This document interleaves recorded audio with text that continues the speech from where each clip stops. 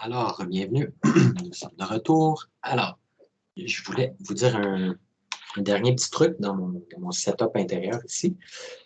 Quelque chose de très important à propos des point lights et des spotlights. Donc, si vous allez chercher plusieurs point lights dans votre niveau, il va arriver un point où vous allez voir des petits X rouges comme ça.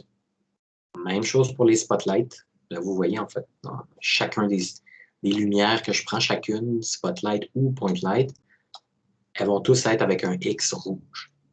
Qu'est-ce que ça veut dire? Est-ce qu'elles ne produisent plus de lumière? Non, comme vous voyez, elles produisent quand même de la lumière. Je peux ajuster les paramètres, je peux quand même tout faire. Sauf que ça indique un problème au niveau de la performance. OK? Donc, il y a un moyen très simple, très simple de changer ça, d'améliorer ça. C'est de mettre chacune de ces sources de lumière-là. Vous voyez, il y a static, stationary et movable. Donc, si vous les mettez tous à movable, vous réglez le problème. Okay? L'idée de base, je ne peux pas faire un cours d'optimisation de 4 heures là-dessus, puis je ne suis pas un spécialiste non plus, faut être bien honnête avec vous, mais au niveau des types de lumière statique et stationnaire, okay? Stationary, en gros, ça, c'est la lumière directionnelle. C'est la light source, la lumière principale. Idéalement, on en a une dans le niveau. Pour une raison assez nébuleuse, là, Unreal les met par défaut à stationary. Puis il ne veut pas qu'on les garde à stationary. C'est un petit peu contre-productif. Ben, franchement, je ne sais pas la raison pourquoi, par défaut, il nous les met à stationary, parce que c'est ça qu'il faut éviter. Okay? Fait que ça peut sembler un peu stupide, là, mais honnêtement, je n'ai pas la réponse définitive pourquoi est-ce qu'ils font ça. Donc, si on la mettait à statique, okay, vous voyez la définition, là, static light can't be changed in game. Fait, par défaut, on ne pourra pas l'animer, on ne pourra pas la bouger ou quoi que ce soit. Elle va être complètement bakée. Donc, lighting needs to be rebuilt. Build, c'est bake. Okay? Quand on build notre lighting, ça va venir baker. Donc, dans le cas, ben, vous voyez là sur mon sol, l'effet de ma lumière, il est imprimé sur mon sol. OK? Pour toutes les lumières statiques et stationary. Les lumières qui sont setées à movable, il ne va pas les baker. On va regarder la définition. Movable lights can be moved and changed in game. Totally dynamic. Whole scene dynamic shadows, slowest rendering. OK, dynamic shadow for movable object. Donc, honnêtement, ça, c'est poussé que je ne veux pas qu'on se casse la tête avec ça pour aujourd'hui. Mettez toutes vos lumières à movable, puis ça va régler le problème. Au niveau de la performance, c'est bénéfique. Okay, c'est ce que j'ai appris avec mon expérience en production. On m'a dit en gros, là, mets tout ça à movable, puis ça devrait aider. Là, voilà, il y a Marc-Alexandre qui a posé une bonne question. Est-ce que c'est le level designer qui fait ça? La réponse, c'est oui. Le level designer va être celui qui fait la première passe d'éclairage. Donc, ce que je vous ai dit, là, okay, vous mettez des spotlights ici, ben, vous allez mettre une source de lumière ici. Vous allez avoir ici un corridor, fait que je vais mettre mes spotlights. Vous voyez, j'ai un spotlight, puis juste en dessous, j'ai un point light, parce que ça n'affectait pas de la bonne façon. Okay? Fait que je fais la première passe d'éclairage. Okay? Je mets partout où il y a des spots. Je m'en vais au deuxième étage, je fais la même chose. J'ai des spotlights ici. Je mets mes spotlights et je mets des point lights. Après ça, c'est aussi la job des artistes d'environnement. Comme je vous ai dit, lighting, pardon, je n'aurais pas dit lighting.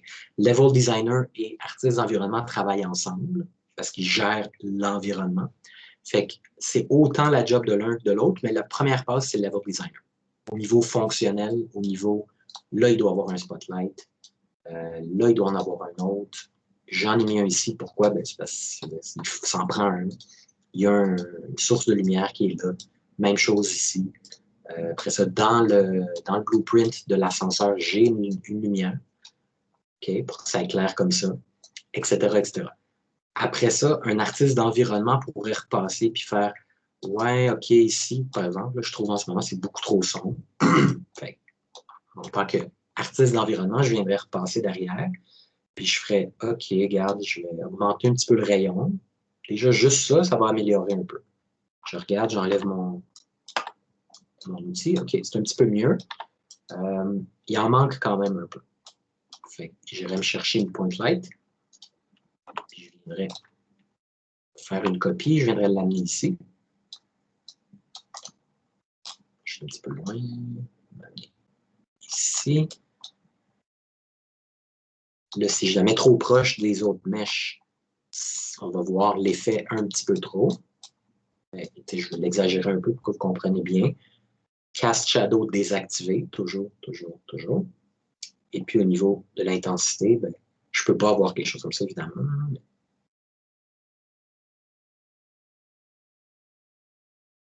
Ouais, la valeur de 0.3, c'est pas mal quelque chose d'intéressant. Fait que j'aurais ça. Puis là, de façon artistique, c'est un petit peu plus intéressant. Donc, après ça, dans un plus gros studio, comme le disait Samuel, on a des lighting artists. On a un spécialiste qui va venir, puis là, lui, il va ouvrir le panneau. Là. Okay, il va aller jouer dans l'optimisation, il va ouvrir le...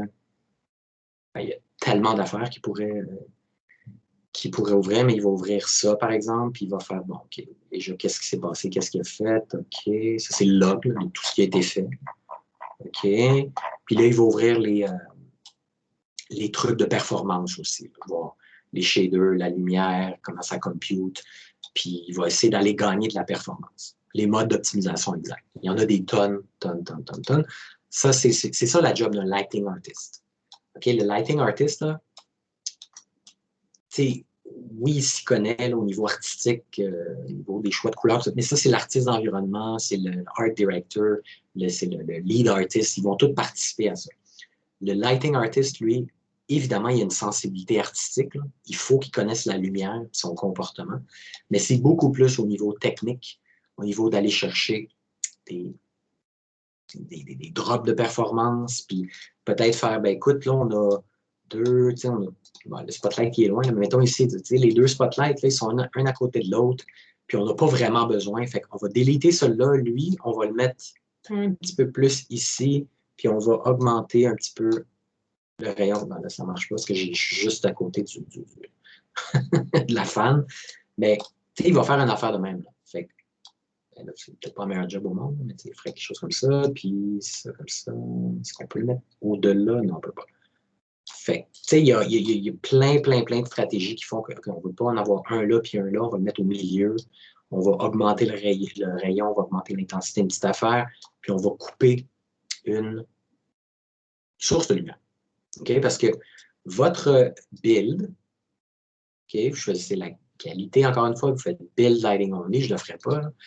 Ben évidemment, ça dépend de votre ordi, votre processeur, votre RAM, mais ça dépend du nombre de sources de lumière. Si vous en avez plein, ça va prendre plus de temps.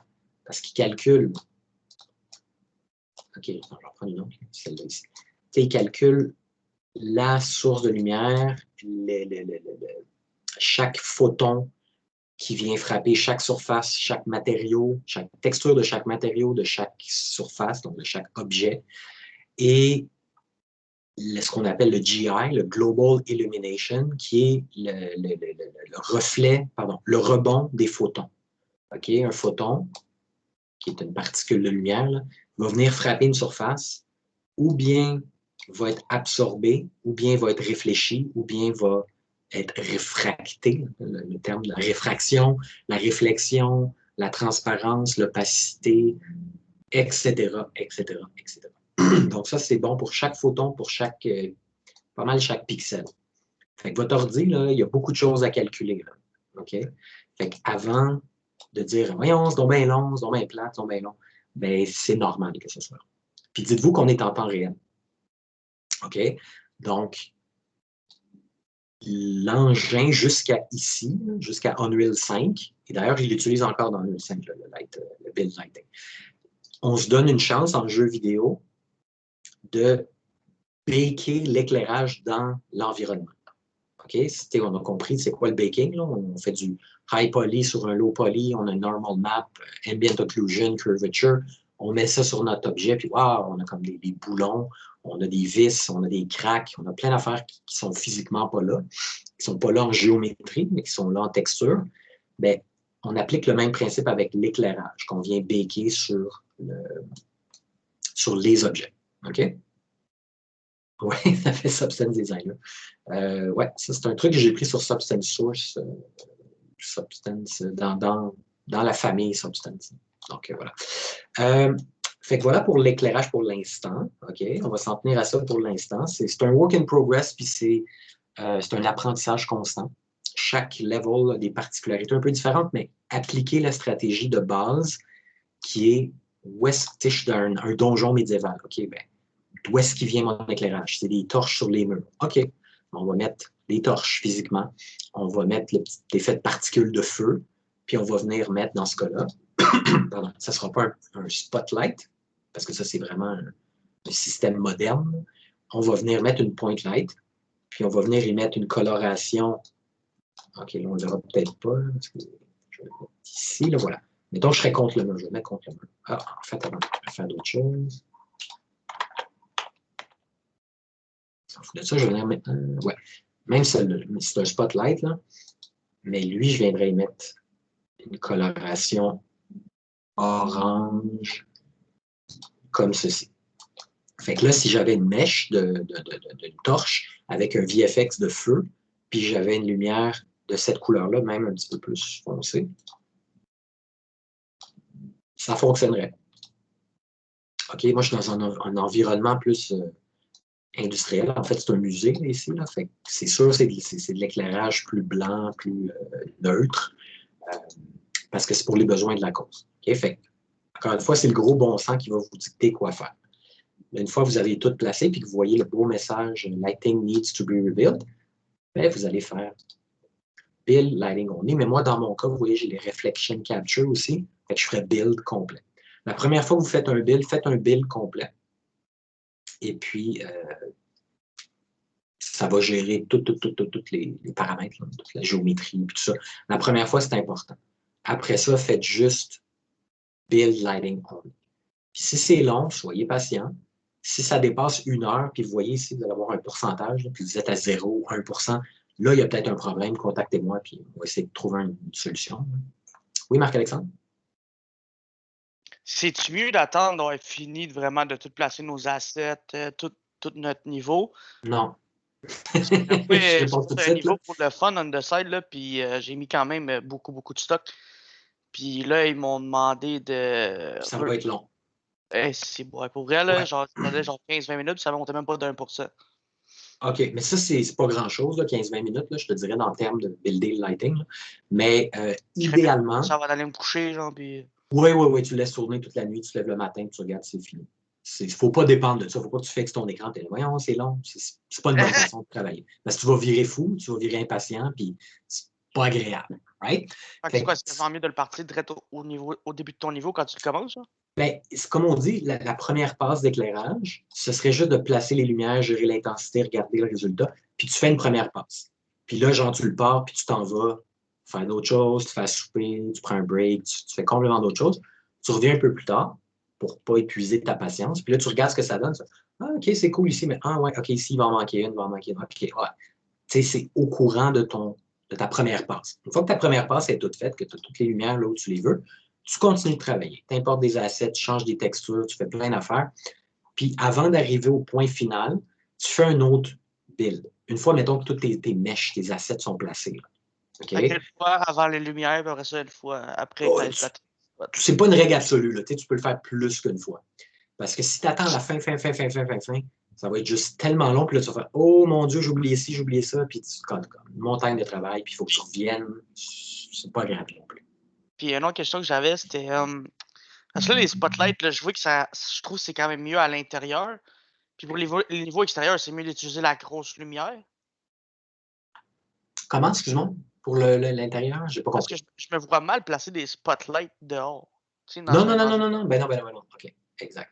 Dehors, on va pas mal jamais utiliser des spotlights, là, à moins que tu aies des lampadaires. Si tu as des lampadaires, puis que c'est la nuit, ben, tu as des Toi, spotlights. une map de Zelda là, dans la forêt, là, je veux dire, tu vas plus y aller avec le soleil. Là, tu sais. Ben, tu vas y aller avec le soleil, puis si tu as des zones très sombres, OK, parce que tu as des raccoins, puis tu as des branches d'arbres, puis tout ça, tu vas, c'est là où ce qu'on appelle tricher, tu vas venir ajouter des point lights ici et là, vraiment faibles. Là. Ouais. Tu comprends? Là? T'es faible, c'est ça, ouais.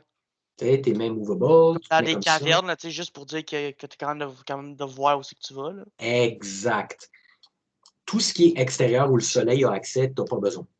Franchement, le système d'Unreal fait une bonne job. Là, c'est comme assez standard, assez simple, mais il va éclairer tout ce que ça a besoin d'éclairer.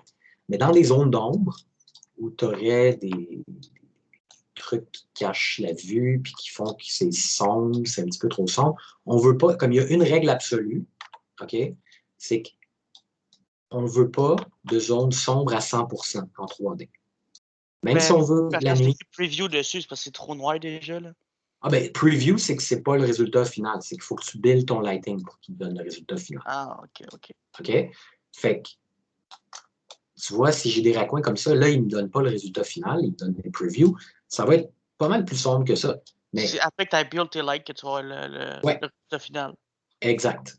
Tu vois, là, j'irai à preview. Mais je ne vais pas le faire parce que je sais que ça va être long parce qu'on est à l'extérieur. Ouais. Mais, tu sais, si tu as des zones trop sombres, utilise des point lights.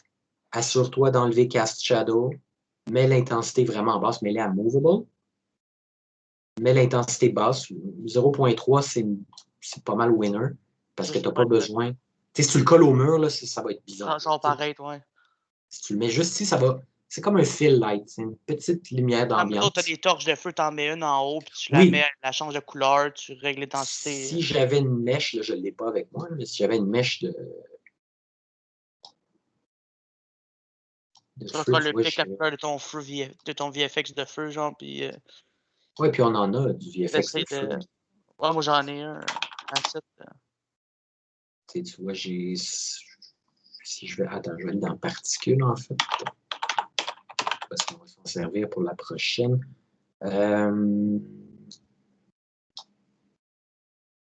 Tu vois, si j'avais une torche ici, là, Ouais, ouais, c'est ça. c'est un petit peu violent, mais si j'avais une affaire de même, ben, j'ai besoin de la lumière que ça crée aussi, parce que si j'ai pas la lumière, si je mets ça à 0, un petit peu, la mettre ici, puis si je mets ça à 0, ben, il produit de la lumière, le VFX. Tu le vois, on voit quand même un effet, c'est cool, mais on ne veut pas avoir à le Quand même pousser trop pas fort. assez. Non, c'est ça. Si j'allais avec. Comment c'est Ça, je spécialiste, là? pourrais me gâter. Là, je pourrais aller à 1, même plus que ça. Là, je suis peut-être pas comme ça, mais quelque chose de même. Ça J'ai une autre serait. petite question. Parce que Ouais. hier, on se posait la question, là, je travaillais sur un niveau que j'ai fait on the side. Puis j'ai fait une deuxième copie du niveau. Parce que j'ai fait comme une version propre, puis je voulais faire comme une version, en tout cas maganée, en feu, le village saccagé. Mhm. Puis quand j'ai fait, dans le fond, pour copier la map, j'ai fait copier la map et copier les build data. Puis dans la deuxième version du niveau, les lumières sont dégueulasses. C'est-tu Parce à que cause ça que n'a pas j'ai été fait ça dans le buildé. premier? Tu dois probablement avoir ce message-là ici. Ouais, c'est ça, dans les deux. Ouais, il faut Mais que tu le dans la builds. deuxième version du niveau, c'est encore plus dégueulasse. Là. Genre vraiment, il fait noir partout. Fait que Euh, comment tu as fait pour builder ton level, copier ton level? Tu as fait ça, tu as fait. ouais, j'ai fait un copy-paste, là, tu sais, genre. Ah, tu serais mieux de faire duplicate. Ouais. Ouais. Essaye de juste faire duplicate, de l'ouvrir. Généralement, il va être identique. Il y a des mini-différences au niveau de d'autres affaires qui vont venir plus tard, là. Mais l'éclairage ne devrait pas être différent. Hmm. Essaye de duplicate, essaie de voir qu'est-ce que ça fait. Ok. OK? Ok, merci, Dieu. Parfait. Donc, dernier petit truc que je veux qu'on regarde, le post-process, parce que ça, c'est très important. Puis après ça, on va passer au son. Fait que le post-process, on va le regarder à l'extérieur. Puis, je vais fermer mon niveau intérieur. On n'aura pas besoin de retourner pour ça. Non, je ne vais rien sauver. Non, ferme ça. Parfait. Donc, le post-process volume, vous en avez tous déjà un dans la scène. OK, déjà. Puis là, vous voyez. OK, je vais juste amener mon character à l'extérieur. On va se faire du fun avec ça. Je vais supprimer, mon character est là. Puis je vais l'amener juste à l'extérieur. Juste pour 90. Je vais supprimer mon Lighting Importance Volume. C'est vraiment pas grave. Là, on n'a pas besoin de ces affaires-là. Bam, bam, voilà. Donc, vous voyez mon volume, c'est celui-là, Post-Process Volume. Donc, avant de sélectionner, c'est rose, mauve-rose à peu près, la convention. Quand vous le sélectionnez, ça devient évidemment orange, la couleur de sélection. Et voici comment ça fonctionne. Donc, vous le sélectionnez, puis dans votre Detail Panel, que je vais rendre un petit peu plus visible, donc, on va aller déjà pas mal plus bas, puis on va faire un truc qui est important. On va faire ou bien Infinite Extent, OK, qui, en d'autres mots, l'ancien terme, c'est Unbound. Fait que si je coche ça, ça affecte tout le level partout. OK? Dans bien des cas, c'est ça qu'on veut. On veut un post-process général qui affecte tout, tout, tout. Bon, évidemment, il faut que je fasse Enable, ça c'est sûr. Par défaut, il n'est pas activé. Il n'est pas à Unbound. OK? Donc, il est limité au volume en tant que tel. Fait que vous voyez, là, c'est ça que je veux vous montrer. Fait que je ne vais pas le mettre infini, je vais le mettre juste pour qu'il affecte la zone, le volume qui est là. Ah, si tu n'as pas de process, tu n'as pas de post-process, tu vas dans volume, puis il va se trouver ici, post-process volume, puis quand tu l'amènes, c'est un petit cube comme ça, 2 mètres par 2 mètres, tu l'ajustes comme tu veux, avec les valeurs ou avec le scale tool. Okay, c'est pas plus compliqué. Mais dans la formule de base, le level par défaut, il devrait être là. Il devrait être dans le lighting. OK, donc voilà, je le sélectionne, j'ai été le mettre à pas unbound. OK, je l'ai désactivé. Et je reviens tout le temps, je vais vous montrer les options. Il y a une liste d'options impressionnante. Il y a beaucoup de trucs à faire, on ne va pas tout passer en revue. Je vais vous en montrer quelques-uns. Je vais aller dans le volume. OK, je vais mettre la caméra. Là, en ce moment, je suis dans le volume. Puis, on va regarder une mèche. On va regarder si ça affecte en temps réel. Donc, je vais commencer par le bloom. OK, je vais sélectionner l'intensité. Puis, je vais l'augmenter vraiment au maximum. Puis, vous voyez que ça fait? Bien, ça fait du bloom. OK, le bloom, c'est une espèce comment expliquer ça en français? Ça éblouit. OK, c'est une espèce d'effet, ça rend flou un peu. Puis ça a quand même un impact, un effet sur l'exposure jusqu'à un certain point. Fait que ça donne un effet donc d'éblouissement. OK? Fait que là, je le mets au maximum. Je ne vais pas le mettre au maximum. Je vais le mettre quand même fort pour qu'on voit qu'on a du bloom. OK? Puis là, je vais sortir du level et je n'ai plus de bloom. Pourquoi? Ben, parce que c'est seulement valable dans le volume. OK? Ce principe-là, c'est assez simple. Donc, le bloom, honnêtement, fort, fort, fort. On peut aller chercher un effet de style avec ça. Mais c'est cool d'en avoir un petit peu dans une scène extérieure avec un soleil fort. Fait qu'on a le bloom. L'exposure, ça, c'est à utiliser avec beaucoup, beaucoup de modération. Allez-y smooth, là, parce que c'est ça. OK? Donc, je vous conseille de ne pas trop y toucher. Oui, le volume, il faut le drag and drop. En effet, ça va. Mais vous devriez en avoir un. OK? Fait que donc, l'exposure, je le ramène à sa valeur de base. Honnêtement, personnellement, j'y touche vraiment, vraiment avec beaucoup, beaucoup de modération. Okay? Après ça, ce que j'aime bien utiliser ici, c'est minimum brightness, maximum brightness. Si vous le mettez par défaut, ouais, on va rester dans ça. Je ne pense pas qu'on va le voir ici vraiment. Si j'allais, par exemple, en dessous, non, on ne le verra pas vraiment. Ce que ça fait, ça, le minimum, maximum brightness, c'est que ça rapport avec le eye adaptation. Okay? C'est comment votre œil s'adapte quand il passe d'un endroit sombre à un endroit à l'extérieur. Vous êtes dans une pièce fermée, pas de lumière, puis vous sortez à l'extérieur, vous regardez le soleil, vous êtes comme wow, il y a comme une période d'adaptation pour votre œil. Moi, personnellement, je vous conseille de mettre ça à 1, puis de ne plus y toucher. Ça va vous aider pour le travail dans votre level. Puis après ça, le post-process, c'est la dernière chose qu'on fait en passant. Okay, on a travaillé l'éclairage, on a buildé, on a tout notre level. C'est la touche finale. Okay? C'est post-process, c'est de la post-production.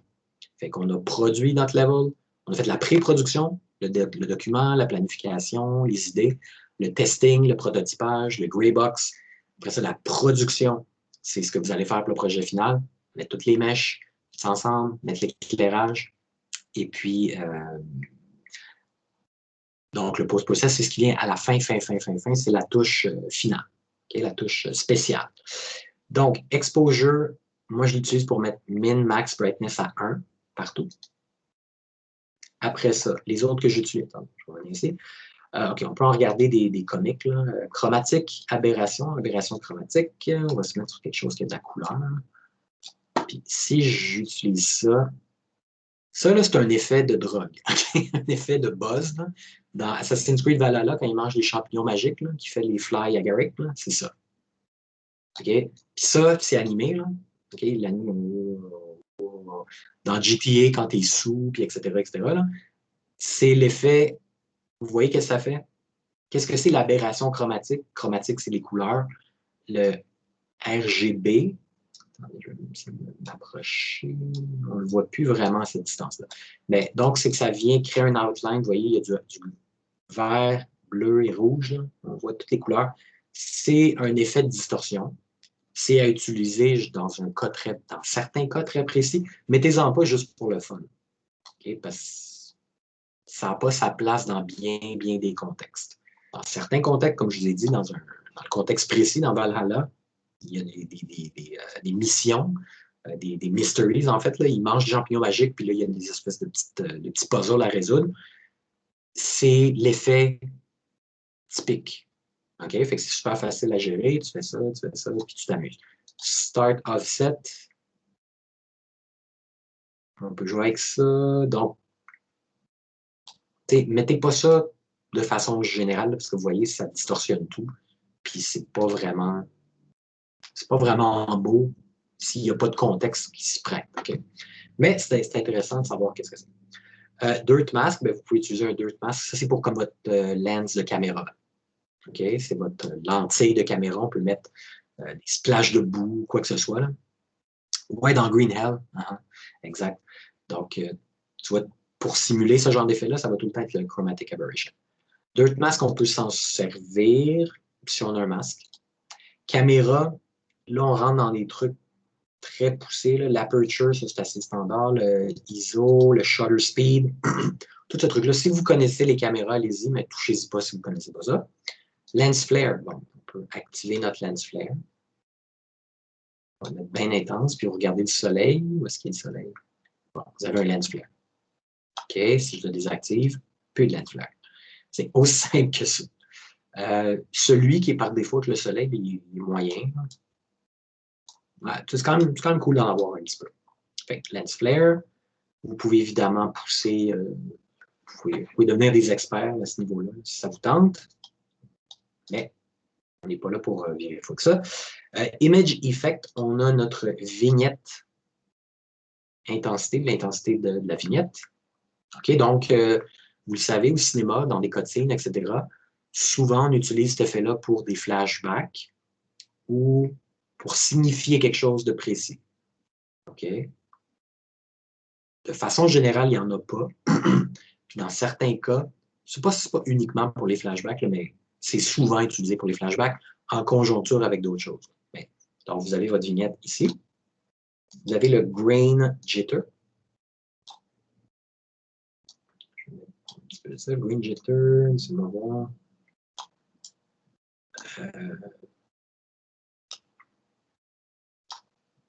Est-ce qu'on voit vraiment une différence? Honnêtement, je ne vois pas de différence avec ça. OK, attends, on va le mettre au max, puis on va aller jouer avec l'intensité, grain intensity. Voilà. Donc, vous voyez, ça peut provoquer des crises d'épilepsie, fait qu'on va se calmer. Là. Mais donc, c'est une façon un peu cheap, là, je dirais, ben honnêtement, d'ajouter du grain à une espèce de pellicule de cinéma, là, whatever. C'est pas la meilleure façon de procéder. Si vous voulez un effet de pellicule avec les espèces de petits scratchs qu'on voit dans l'écran qui passent là, de façon verticale, on utiliserait comment ça s'appelle? On utiliserait un dirt mask. puis on irait l'animer d'une autre façon. Ça, c'est comme une façon d'ajouter un petit peu de grain. Tu sais, ça se prête à certains contextes. OK? C'est pas dans tous les contextes. Depth of field. Ben, ça, c'est de jouer avec le point focal. Là. Attends, la distance. OK, je ne sais pas pourquoi il me... OK, voilà.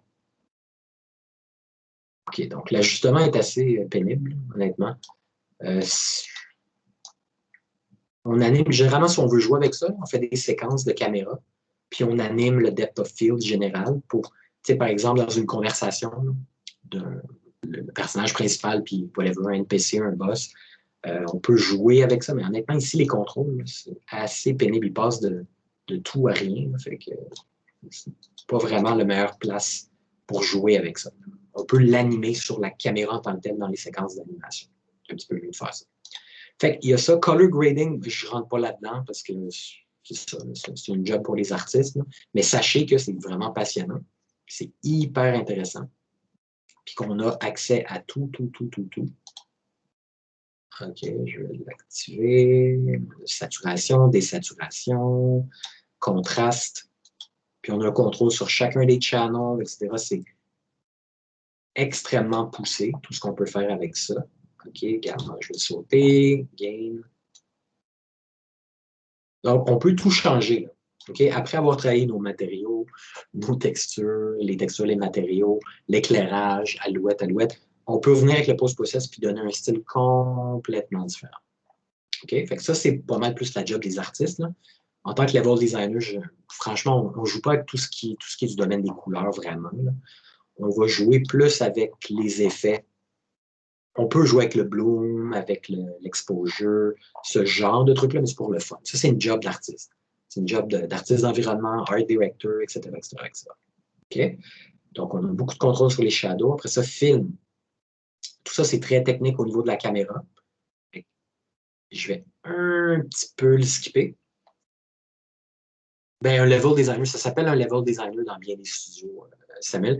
Puis dans un plus petit studio, ben, tu vas être en charge d'un environnement. Si tu proposes de gérer le VFX, le post-process, puis le kit, ça se peut que tu sois bien content. Ça se peut que ce soit quelqu'un d'autre qui s'occupe de ça. Un team lead va généralement faire ça. Donc, ensuite, ça, je fais juste vous montrer ce que j'en ai pas ici. Là. Mais des post-process materials, OK, ça peut être, et c'est absolument impressionnant et génial. Par exemple, c'est avec ça qu'on fait du cel shading. Fait que Zelda, Breath of the Wild, les modèles sont low poly, assez simples, et puis avec des couleurs assez vives, puis vraiment une technique précise. Mais ils amènent tout ça dans l'engin, puis ils vont venir mettre un matériau custom de cel shading, puis ça va venir ajouter, donc le cel shading, c'est une espèce d'outline, ou bien une outline noire, ou... il y a plusieurs techniques là, pour faire le cel shading, mais on peut venir ajouter ça. Moi, j'utilise souvent un Sharpen Material, exactement comme on a vu dans Substance Painter. Donc, on a un contrôle absolu sur le degré de sharp, puis ça peut venir changer le style complètement. Okay? Fait qu'avec les post-process materials, ça, c'est très avancé. Ce pas des affaires qu'on fait ici, là, vraiment. Mais sachez que c'est très, très cool, puis c'est à investiguer si vous êtes intéressé. Après ça, Ambient Occlusion, ça, c'est très cool. Là, on ne le voit pas beaucoup parce qu'il y a beaucoup de soleil. Ben, on le voit quand même. Donc, l'Ambient Occlusion, ben, c'est en post-process.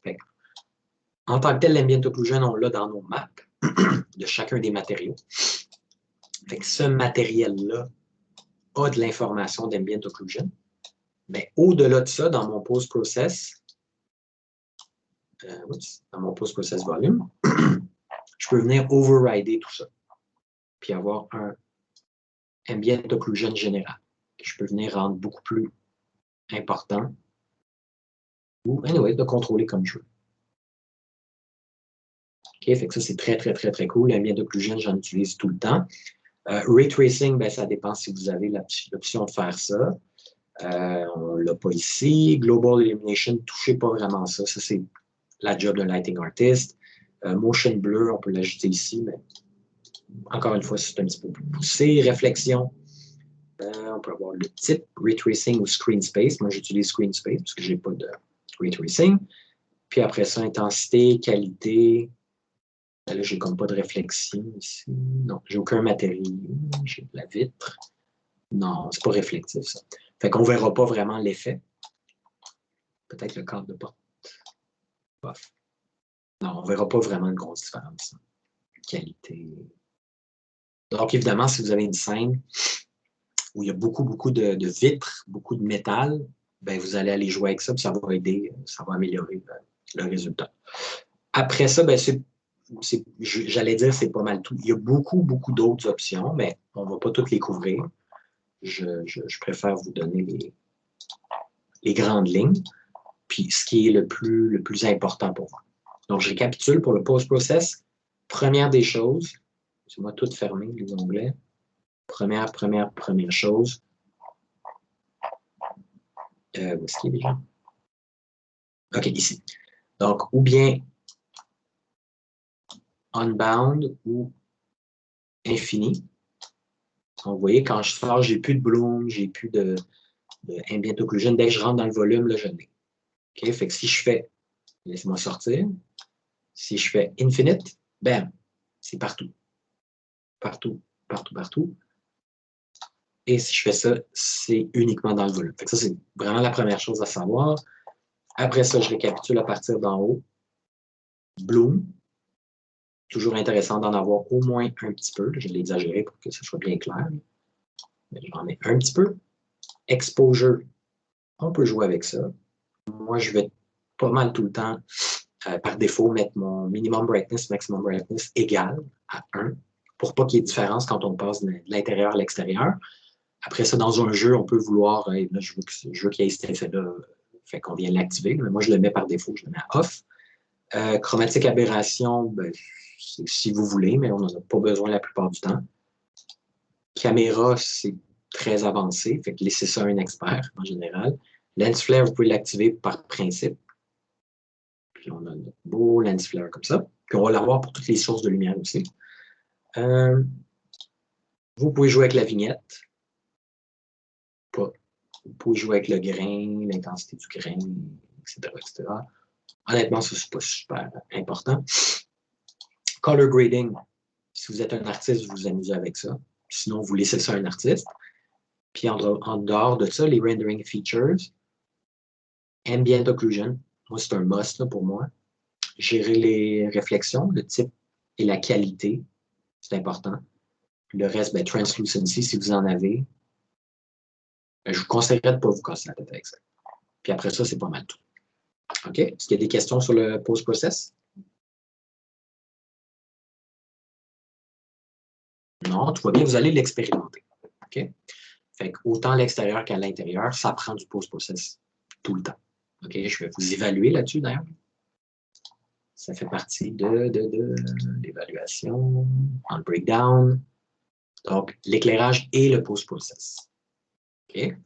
Donc, au niveau de l'éclairage, je ne vais pas évaluer l'optimisation, puis est-ce que ça coûte de la performance? Non, je vais vous évaluer au niveau plutôt artistique et un peu technique, évidemment. Est-ce que vous avez utilisé le bon type de lumière? Est-ce que vous en avez utilisé 300 puis vous n'aviez pas de raison?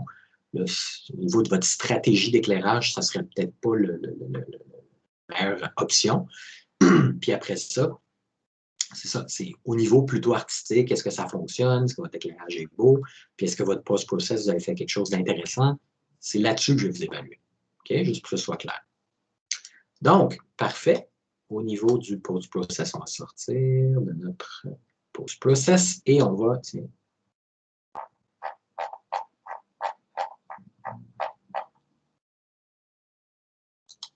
juste comme réduire tout ça. Puis non, je vais regarder comme il est dans le volume. Ça n'a pas de problème. Il n'y a pas de problème avec ça. Good.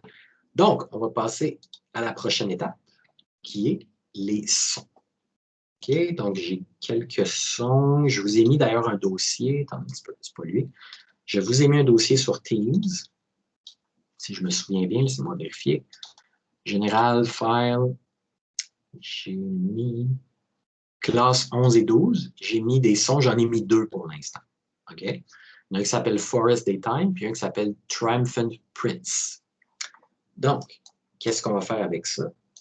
On va se créer un dossier si je ne l'ai pas. Non, je ne l'ai pas dans ce projet-là. Fait un nouveau dossier.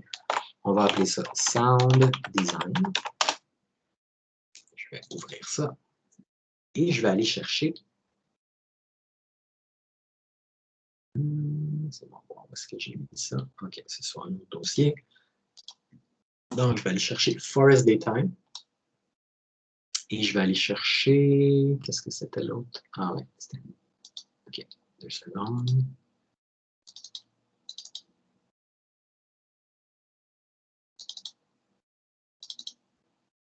OK. Use template web. OK, donc, ah oui, je vais partager avec le son. Ça va devenir important. Donc, on va faire un test. OK, donc je vais jouer une des séquences comme celle-là. Est-ce que vous entendez les sons? Oui. Oui, parfait. Excellent. Donc, là, vous voyez, il y a un bouton stop, un bouton play, quand je me mets devant chacun de ces assets-là. Donc, ces assets-là, c'est des sound waves. Encore une fois, c'est un fichier wave. Et malheureusement, Unreal accepte, à ma connaissance, uniquement les fichiers wave. Pour les sons, pour la musique, pour whatever. Je vais vous faire jouer celui-là. La première fois qu'on load, il y a un petit délai, mais il joue très vite après. Fait que vous voyez, c'est une tune. OK, je fais stop. Là, celui-là, vous voyez, quand je rappuie dessus, il part immédiatement. Okay, fait que la première fois qu'on importe un asset, on pèse sur play, ça freeze, ça prend des fois jusqu'à 5 secondes. Ne vous en faites pas, c'est normal.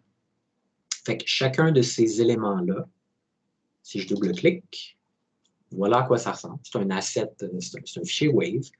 Puis, je peux déjà, à l'origine, je peux changer le volume ici. Je peux lui déterminer de louper ou pas. Okay, on peut faire, on a quand même pas mal de contrôle. Mais on n'est pas dans un cours de sound design. On ne va pas pousser la technicalité super loin. On va apprendre à gérer ces affaires-là et à se faire du fun avec ça. Fait que, donc, j'ai des sound waves qui sont bien le fun. Et je peux les drag and drop dans mon environnement, mais je n'aurai pas de contrôle si je fais ça. OK? Fait qu'il faut que je fasse quelque chose d'autre. Il faut que je crée, en faisant right-click, en allant dans Sound, je vais aller ici. OK? Un Sound Cue, c'est un asset qui, en fait, c'est comme un blueprint. Ça va me permettre de gérer chaque son, chaque pièce de musique, chaque élément sonore. OK? Fait qu'on va faire un Sound Cue. Je vais l'appeler Forest Daytime _ Q. Je n'avais pas besoin de le nommer Q, mais honnêtement, oui. Nommez-le comme vous voulez, mais là, j'ai fait une faute d'orthographe. Forest Daytime. Il faut que ce soit différent. Okay? Ça, c'est un fichier Wave qui s'appelle Forest Daytime. Lui, si je l'appelle Forest, bon, je n'ai pas mis l'underscore, mais c'est pas grave. Forest Daytime, il faut que je sache que c'est un asset différent. Je pense que vous l'avez compris depuis le début. Là. Fait que ça devient un sound cue. Si je le joue comme ça, il prend 5 secondes encore. Il devrait commencer à le jouer. Non? Ah oui, OK, ça se peut que. Okay. Ah oui, ben oui. OK, mon erreur. Fait que, en fait, voilà. Okay, j'ai rien dit. Je montre. Si j'appuie sur play, il ne se passe rien. C'est parfaitement normal. Parce que j'ai juste un sound cue vide. Si je double-clique, qu'est-ce que j'ai? J'ai un output. Comme pour tous mes matériaux, comme pour tous mes éléments. Puis vous voyez, c'est de la programmation visuelle, encore une fois. C'est un blueprint, OK, mais spécifique au fichier audio. Donc, de quoi j'ai besoin? Bien, j'ai besoin d'une texture, comme pour les matériaux. OK, une texture sonore. Fait que ça, c'est un fichier Wave. Je vais aller chercher mon Forest Daytime. Et je vais le mettre en plein écran. Et voilà. Donc, j'ai mon truc ici. Si je fais play, bien, il ne se passe rien. Parce qu'il faut que je le connecte. Puis là, il se met à jouer. C'est aussi simple que ça pour la base. Là, je vais l'activer, je vais le faire looper. Parce que c'est un son d'ambiance. Je ne veux pas que ça arrête. je veux que ça soit continu. OK? Fait que ça, c'est la première des choses. Ça, je vous dirais que c'est l'affaire la plus simple. OK? Je vais faire stop, puis je vais vous montrer, on va ajouter quelques noms. Ouais, pour ça, on va en ajouter quelques-uns pour celui-là. Fait que je fais right-click, puis j'ai évidemment tout ce que j'ai comme option. C'est spécifique à l'audio. Okay? Fait que vous n'avez pas les mêmes choses que dans les blueprints ou dans les matériaux. Fait qu'on en a plein, plein, plein, plein, plein. Je ne vais pas toutes vous les montrer, on va vraiment se concentrer sur quelques-unes. Tiens, je vais avec un modulateur. Je vais faire passer ça dans mon modulateur. Et puis ici, je peux varier le volume. Je peux ajuster le volume aussi. Mettons, je fais 0.5, 0.75. Au niveau du volume, ben, j'ai baissé le volume. OK? C'est pas comme ça qu'on baisserait le volume de façon simple, là, mais tu sais, le range de volume. Attends, en fait, je vais faire un affaire. 0.1, 0.75. J'appuie sur Play Q plusieurs fois. OK? Vous voyez, c'est très, très, très bas comme volume. Je rappuie, c'est un petit peu plus fort. Je rappuie, c'est très bas encore. Là, c'est plus haut. Fait que ça, c'est une échelle de valeur, puis ça va le randomiser. En français, ça serait le rendre aléatoire. OK? Fait que ça va faire une variation. Là, ma variation est tellement importante que c'est stupide. J'ai comme aucune raison de faire ça. Je peux aussi changer le pitch, mais dans le cas d'un bruit d'ambiance, on ne fera pas ça. Oui, Marc-Alexandre? Y a-t-il une manière d'importer nos propres sons ou nos propres musiques dans Unreal? Du moment que c'est un fichier Wave, oui, absolument. Wave, un fichier Wave. Donc, c'est pour ça que les studios, ils ont des sound engineers, ils ont des Foley artists qui, littéralement, ils prennent des sacs de nouilles puis ils font... Ça, c'est des bruits de punch d'en face. OK? Juste pour vous dire, c'est comme ça qu'on fait des bruits de punch. Des épées qui frottent sur le ciment. Deux épées qui se tapent l'une sur l'autre.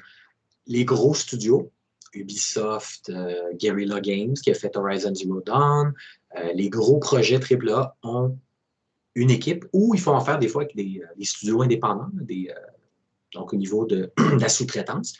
Ils vont commander toute une liste de sons.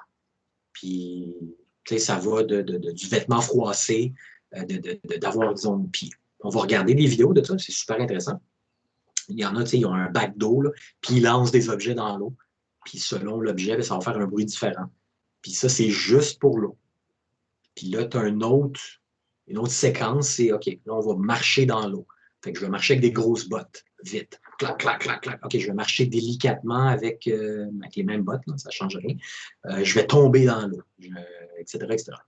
Donc, comme pour une musique de fond, c'est pas possible d'importer genre une musique, un fichier MP3, genre. Ben, MP3, ça. En background, là. MP3, ça ne fonctionne pas dans Unreal. Mais si tu avais la version Wave, mettons, tu vas chercher une toune de n'importe, Michael Jackson, Céline Dion, n'importe qui là, de connu, là, qui a des droits d'auteur associés, Edith Piaf. Mais si tu vas chercher La vie en rose, puis tu mets ça dans ton jeu, puis c'est un projet étudiant, puis tu me remets ça, tout va bien. Il y a une façon de changer le format de fichier en Wave? Oui, il y a je sais qu'il y a des convertisseurs en ligne. Je ne suis pas 100% sûr si Audacity peut faire ça, peut-être. Audacity, c'est un petit truc gratuit, super pratique. Là. Fait que investigue de ton côté. Je sais que ça se fait. J'ai lu que ça se fait. Là. Moi, j'ai des fichiers Wave. Là. Je vais vous donner des ressources, là, des sites Internet où aller downloader. Mais anyways. Donc, dès que tu as un fichier Wave, si tu mets une toune d'Edith Piaf, ben là, la maison de production qui a les droits d'auteur de la succession d'Edith Piaf, si tu publies un jeu sur Steam, ben, ils vont être en droit de te poursuivre. Faire un cease and desist, puis de demander 25 000 $ de frais, puis oh shit, tu vas être obligé de payer. Il n'y a aucun avocat qui va te défendre de ça. Tu as brisé une loi. Okay? Mais en dehors de ça, tu vas composer ta musique ou tu vas acheter les droits sur la musique qui ne t'appartient pas. C'est aussi simple que ça. Okay? Quand tu entends une tune connue, puis on parle même pour un trailer, quand vous entendez une tune connue, évidemment, ils ont payé les droits à l'artiste. Pour une information, je pense qu'on en a déjà parlé. Là. Moi, je connais le catalogue de Sony. Si vous achetez une tune d'un artiste qui est signé chez Sony, dont Sony a les droits, ça coûte, selon la popularité, selon la demande, à peu près 5 à 10 000 $ pour l'utiliser pour 5 ans. OK? Fait que c'est ça le chiffre. Fait que si vous utilisez de la musique, là, je vous parle des hits, là, des tunes connues des années 80, 90, 2000, mais si vous achetez de la musique d'un petit groupe pas connu proche de chez vous, bien, vous allez négocier avec eux, si c'est ça. Si tu as un projet de jeu, puis tu dis, ah, moi j'ai un band, ou j'ai un chanteur, ou un artiste, ou un rapper, ou whatever, ben, tu vas aller négocier avec. Puis ça va être une question contractuelle, puis tu vas avoir le droit d'utiliser pour une période de production, une période de distribution, puis etc. OK? Mais sinon, tu peux pas prendre quelque chose, le mettre et le publier, puis je pense qu'on est tout au courant. Là. OK? Fait que voilà. Je veux juste le dire pour que ce soit clair. Oui, c'est ça. Ben là, ils ont signé un deal avec les artistes.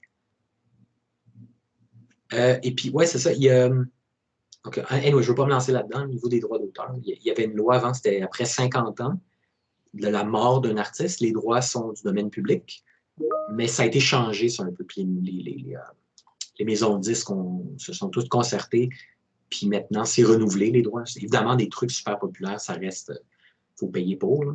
Mais de façon générale, avant, comme quand on parle des compositeurs classiques, là, Beethoven, Mozart, etc., tu pouvais très bien avoir les droits, puis pas payer, puis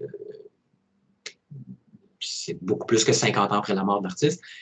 Mais là, tu ne peux plus vraiment faire ça parce que si tu as une pièce, tu as des musiciens qui ont joué, n'est-ce pas, un orchestre symphonique, puis là, eux vont avoir une partie des droits parce que c'est leur interprétation. On ne se lancera pas là-dedans. Mais anyway. Oui, mais pour votre projet, là, pour le projet d'école, vous faites ce que vous voulez. Mettez des tunes connues, amusez-vous, aucun problème. Vous n'allez pas mettre ça sur votre portfolio, par exemple. Okay? Je vous déconseille de faire ça. Fait que voilà, pour le modulateur, on va s'en servir dans 2 petites minutes pour un autre type de son. Ce qu'on peut faire vite fait, honnêtement, pour la musique d'ambiance, on va garder ça bien, bien, bien simple. On ne va pas vraiment aller utiliser quoi que ce soit d'autre. Okay? Moi, j'aime quand même faire des variations de volume, mais honnêtement, c'est même pas nécessaire. Okay? Vous faites ça. Vous le pluguez. Vous assurez que ça marche. Vous faites save. Après ça, vous avez votre cue ici. Vous le drag and drop draguer and dropper dans l'environnement. OK, il est ici. Et puis, on va faire play. Je suis pas très loin de la zone. Vous voyez, mon post-process, il marche en game mode aussi. Puis là, si je m'éloigne, le post-process va arrêter. Là, je vais m'éloigner. On entend toujours la musique.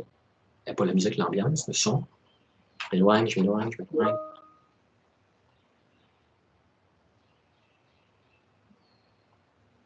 Vous voyez que la zone couverte est immense. OK, juste pour niaiser. Samuel, merci de ton commentaire, mais pour ce cours-là, non, il n'y a pas tous les détails. Je le fais vraiment en cours. OK, pas que ça ne me tente pas. Là. Mais pour le prochain, qu'on va faire quelque chose d'un petit peu plus intense au niveau des blueprints, il va y avoir un PowerPoint étape par étape. Pour celui-là, non, il va falloir réécouter le cours. OK? Donc, oui, tu n'as pas idée. C'est entre 2 à 8 heures pour un cours. Puis, ouais, c'est pas la première fois que je donne le cours, mais c'est ça. C'est à peu près ce que ça représente. Mais je me plains pas. J'en fais pour tous les cours où c'est très important de suivre les étapes. Puis je considère que même avoir la vidéo, c'est peut-être facile. Voilà. Donc, mon élément ici, vous voyez, j'ai un sound cue avec un petit logo, une espèce de petit haut-parleur qui s'appelle Forest Daytime Cue. Fait que j'ai tout ça ici. OK, on va aller voir les options. Évidemment, je peux mettre, ça c'est le basic. Là. Je vais mettre le volume plus bas. Le volume est plus bas. On s'entend que c'est assez évident. Il y a d'autres valeurs ici. On ne se cassera pas vraiment la tête avec ça. On va aller faire quelque chose de super cool, super amusant. Fait que allow spatialization, donc la spatialisation, voilà, au niveau de l'espace. Okay? Fait qu'on fait, par défaut, il est à vrai. Je vais faire override atténuation. Donc, la définition, c'est allows defining attenuation settings directly on this audio component without using the attenuation settings. C'est bien compliqué.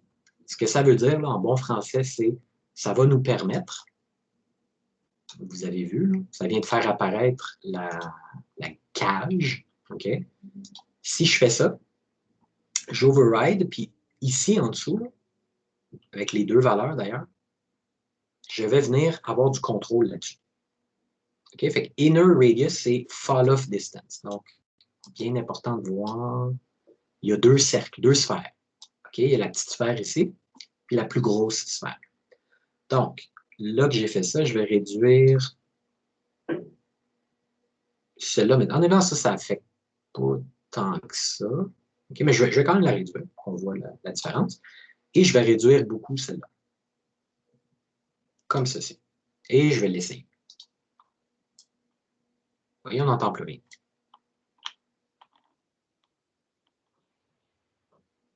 Là, je ne sais pas si vous l'entendez, mais on l'entend très faiblement.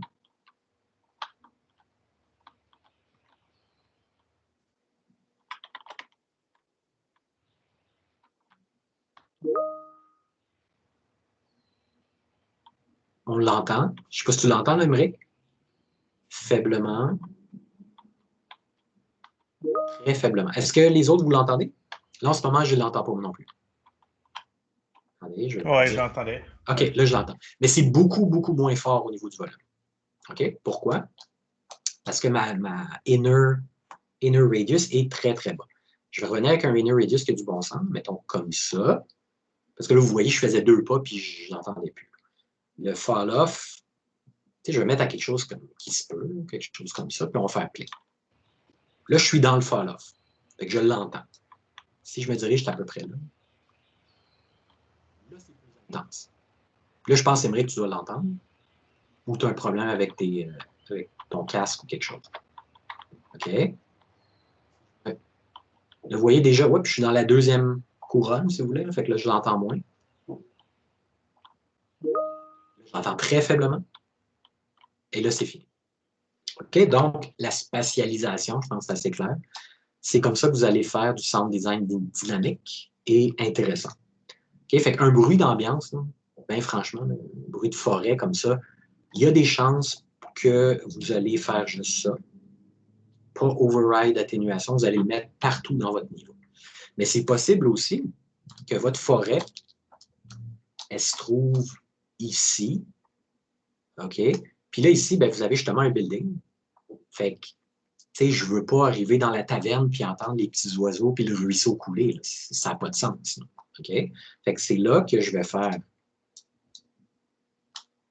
override attenuation. Je vais venir le mettre dans la zone où je veux. Là, je peux aller chercher une boîte au lieu d'une sphère. OK? Puis dans ce cas-là, ben, je vais l'ajuster. Ah oui, je ne peux pas l'ajuster avec les valeurs comme ça, je pense. Il faut vraiment que... Ah oui, attends, il est super capricieux pour ça. Ouais, il veut vraiment rien savoir. Il y a moyen d'ajuster. Attends, c'est quoi déjà?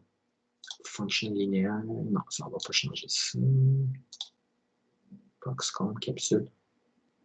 OK, la sphère, ça marche super bien avec ces valeurs-là. Ça, c'est cool. Puis après ça, si je le mets avec la box...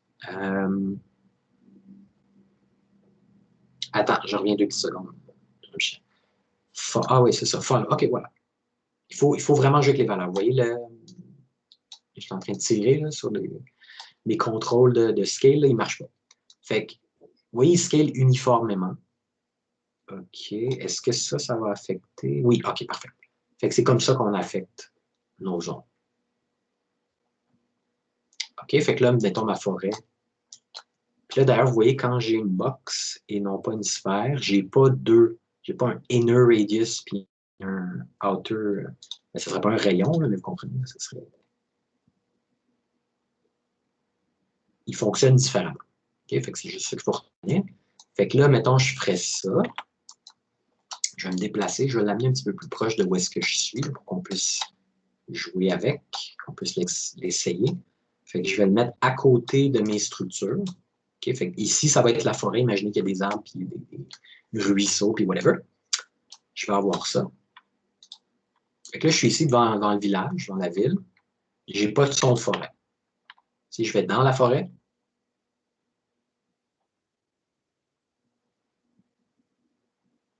j'entends rien, j'entends rien. OK, là, j'entends.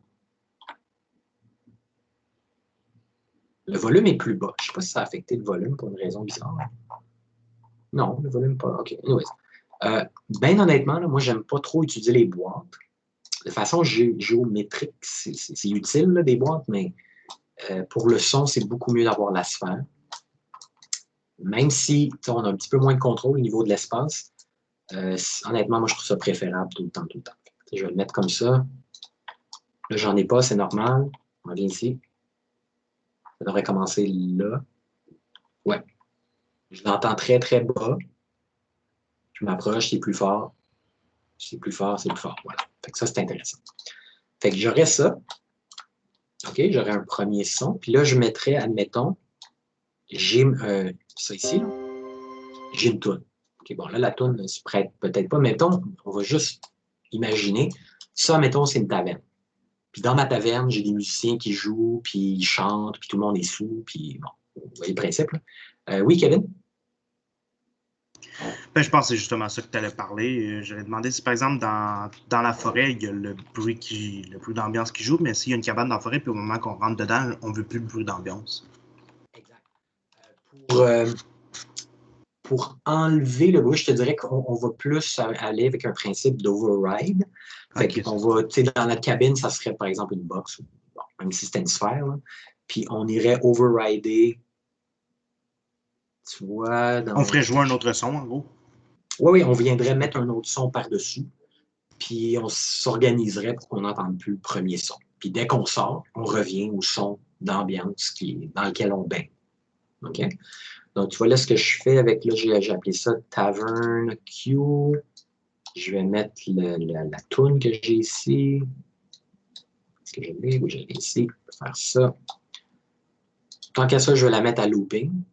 OK, parfait. La toune va démarrer. Je fais save. Tout va bien. Et je vais aller chercher mon sound cue qui est ici. Mon sound cue, lui aussi, si je mets pas d'override specialization, ben un peu, je fais play. J'ai ma tune. Puis si je vais là,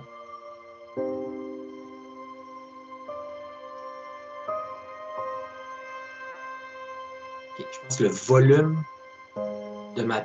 Ah, j'ai les deux. Le volume de la tune est bien, bien, bien plus élevé.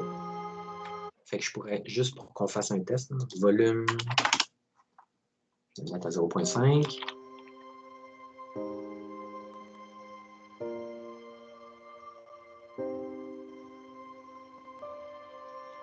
On a les oiseaux. Le blend n'est pas parfait.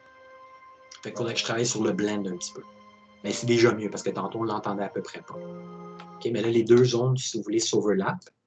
C'est-à-dire que ce n'est pas les deux zones, c'est que ma tune, elle joue partout, partout dans le level. Puis j'ai un overlap, j'ai un... Il faudrait que je m'organise aussi, là, quand on fait des dossiers, qu'on a des éléments complètement différents. Je voudrais avoir toutes mes sound cues à la même place. Fait que je ferais créer un dossier. Sound design, j'ai dit ça. Voilà, et j'ai mes deux sound cues, donc ça va être bien plus facile à gérer. Fait que voilà ce que je vais faire. J'ai mon tavern. Je vais faire la même chose. Bougez pas. Ici. Donc, je vais remettre le volume, mettons, à 0.75, une affaire comme ça. Ah oui, Pantera, vas-y fort. Hein. Tant que ça fonctionne avec ton level. Encore une fois, c'est ça que je vais évaluer. Je n'évalue pas le niveau des sons d'ambiance, il faut que ça fonctionne. Au niveau de la musique, ben, s'il y a un bar avec un band heavy metal qui joue, ben go, pas de problème. Ou s'il y a une tune, ça peut être un jukebox, là, on est dans le futur, puis là, c'est devenu le rétro, là, on écoute de la musique des années 90. Fait que Override, je vais le laisser aussi en sphère parce que je trouve que ça me fonctionne mieux. Moi, vraiment, là, je l'aime pas le box, malheureusement. Je sais qu'il y a moyen aussi d'aller jouer avec l'atténuation et tout ça, mais ouais. Fait que. Puis là, on peut pousser l'effet 3D, stéréo. Ce qu'on a devant nous, là, les outils qu'on a, c'est ce que les ingénieurs de son et les designers, les sound designers utilisent dans les AAA. Oui, il y a des programmeurs qui leur créent des plugins, qui font des trucs que nous, on n'a pas. Okay? Mais à la base, ils travaillent avec les mêmes outils. Puis on peut faire un bon bout de chemin avec ces outils-là déjà. OK, donc, où est-ce qu'il est mon volume? OK, ici. Mettons, je vais le mettre comme ça, puis je vais le bouger un petit peu plus à l'intérieur, puis on va le laisser.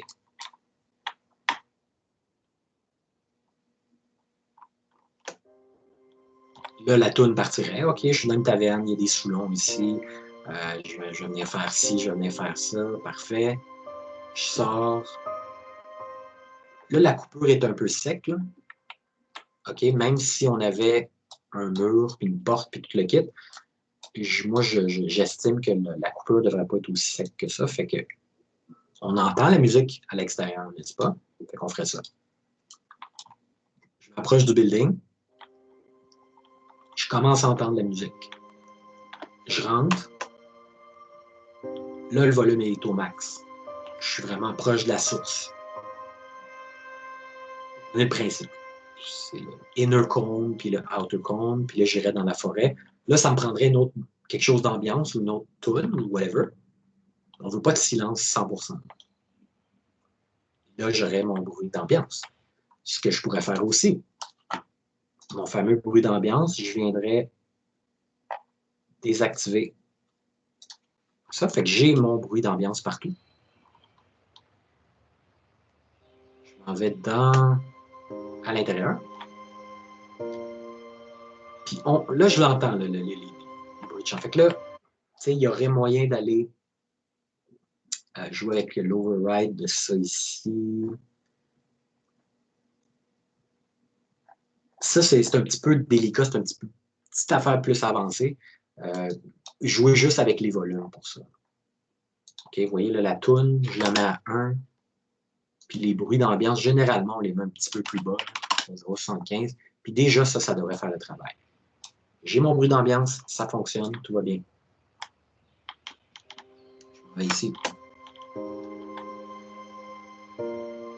OK, ma toune ne couvre pas à 100%. Mais pour l'instant, on va s'en tenir à ça. OK, je ne veux pas qu'on aille bien plus loin parce que je vais vous montrer 2-3 petits trucs qu'on peut utiliser. Donc ça, c'est pour, vous voyez, c'est ce qu'on a fait de custom. J'ai importé des sons, puis on s'est amusé avec ça. Donc, on va aller avec ce qu'on a dans le Content Browser. Je l'avais tout à l'heure, le feu. Okay, le système de particules. Bon, c'est exactement ça que je veux qu'on fasse.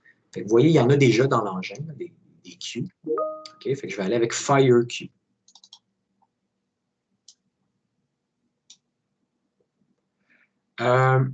Ouais, tiens, c'est une bonne question, Jean-Michel. Si je me mets à Tavern Q, il faut que j'aille dans mon Q en tant que tel. Puis, je ne la fais pas louper. Je pense que juste ça, ça va être suffisant. OK, là, j'ai mon bruit d'ambiance. Là, j'arrive ici. Elle commence, première fois.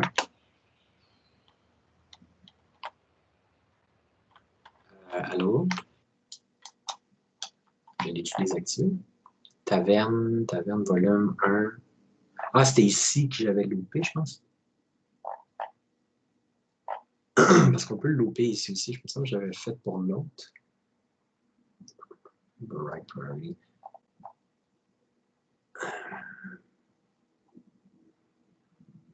OK, c'est bizarre ça. Généralement, si tu le mets à pas de loop, il va faire ça. Pourquoi est-ce qu'il me fait de la misère? Je ne sais pas trop. Sans que ici, je l'ai savé, ça doit être bon. Lui, il ne loupe pas, puis lui, je n'ai pas dit de louper non plus. Est-ce que j'ai comme un suspect quelque chose?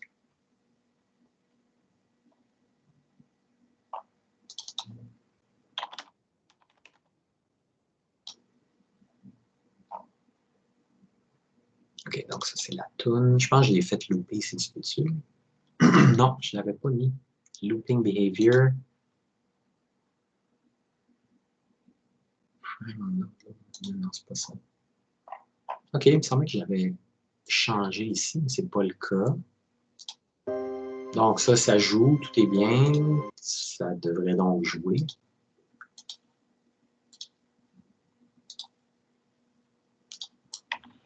Okay. Je ne veux pas passer trop de temps là-dessus. Là. Je suis désolé, c'est parce que je ne veux pas répondre à ta question. Mais je veux qu'on... Ça va être une affaire niaiseuse. Je ne sais pas c'est quoi. Ah, cool, tu peux convertir des MP3, excellent. Donc, ça m'énerve un peu parce que c'est rien de bien compliqué généralement. Y a-t-il quelque chose que j'ai manqué? Il me semble que j'avais coché quelque part loop ou whatever.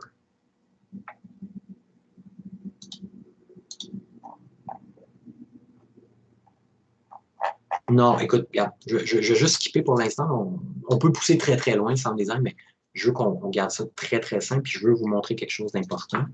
Fait que, il faut absolument que je passe à ça. Donc, dans le FireQ, qui fait ceci. Okay? C'est du feu qui brûle. C'est juste ceci. Fait que je pense que, ouais, le premier, c'est Fire 01. Je vais amener Spark. OK. Si je branche mon Spark 1, puis je fais play, c'est quelque chose qui brûle. Right? Au lieu d'avoir un des deux, qui est bien beau, c'est bien le fun, mais c'est un petit peu limité. C'est une loupe très courte. Là, on peut commencer à se faire du son avec des sons. Okay? La musique, c'est une chose, le son d'ambiance, c'est un truc en tant que tel. Mais ce qu'on peut faire avec ça, on peut le mixer. Okay? Donc, je vais aller mixer des sons. Fait qu'on n'est pas, comme Patrick disait, on n'est pas un Foley artist. Okay? On ne va pas créer nos propres sons. Mais on peut, à la limite, on peut en créer beaucoup à partir de trucs existants. Okay? Fait que là, le mixeur, ben là, si je suis à 1-1, les deux sont comme au même volume, fait qu'ils se perdent un peu dans le mix. Mais je vais faire celui d'en haut, je vais le mettre à 0.5, puis l'autre est à 1. Fait que j'ai cette combinaison-là. Après ça, je peux me dire, c'est quoi, lui, je vais le mettre plus bas. Fait que j'ai un autre son différent. Fait que ça, on peut s'amuser avec ça, puis c'est bien le fun, c'est bien cool. Mais c'est pas vraiment ça que je veux vous montrer. Okay? Ben, je veux vous le montrer aussi, là, donc c'est fait. On peut s'amuser avec ça. Mais ce qu'on peut faire, encore plus intéressant, c'est quoi déjà le node? Ben avec le modulateur. Attends, c'est le modulateur? Ah non, c'est pas ça, je sais c'est quoi. Ce qu'on veut, c'est le random. Donc, avec le random, le mixeur, c'est bien le fun, mais on va le mettre de côté pour tout de suite. Le random, pour du sound design, c'est vraiment intéressant. Fait que j'ouvre le petit truc de weight ici, OK, puis je lui donne une priorité à un ou à l'autre. Là, les deux sont égales, sont à 1.0. Je vais donner une force un petit peu moins importante à celui d'en dessous. Vous voyez, je le joue, là, il me joue celui d'en haut. OK, fin. Je le rejoue, il me joue celui d'en bas. Donc là, regarde, il va alterner entre un et l'autre. Ça, c'est normal, parce que j'en ai deux. Fait que, s'il alterne, ben, il va alterner entre un et l'autre. Ça devient intéressant quand on commence à avoir des sons complexes. Puis, admettons, là, j'en ai pas ici dans mes ressources. Là. Je peux aller en chercher, puis je vais vous montrer d'ailleurs. Mais si j'en avais 4, 5, 6, 8, puis je faisais random, by the way, on fait ça pour les bruits de pas. On fait ça pour du vent, on fait ça pour de l'eau, on fait ça pour tous les éléments naturels. Au lieu d'avoir un ou deux sons qui se répètent tout le temps, puis que l'oreille humaine fait comme « Ouais, OK, c'est tout le temps le même son », bien, on va en ajouter 4, 5, 6, 8, 10.